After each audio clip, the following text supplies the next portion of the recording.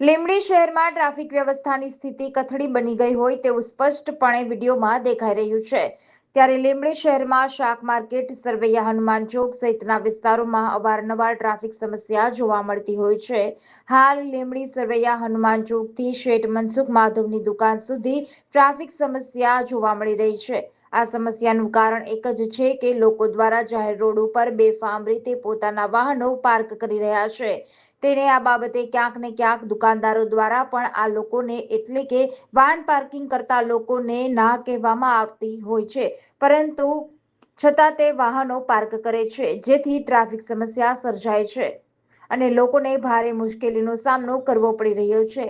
ત્યારે આ બાબતે કોઈ વ્યક્તિ કહેવાય જાય તો સામાન્ય બાબતને લઈને કોઈ વાર ઝઘડાનું સ્વરૂપ ધારણ થઈ જાય છે.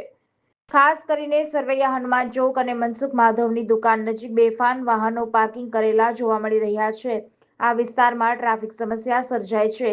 ત્યારે લોકોની માંગ છે કે આ સમસ્યાનો ઉકેલ તાત્કાલિક લાવવામાં આવે.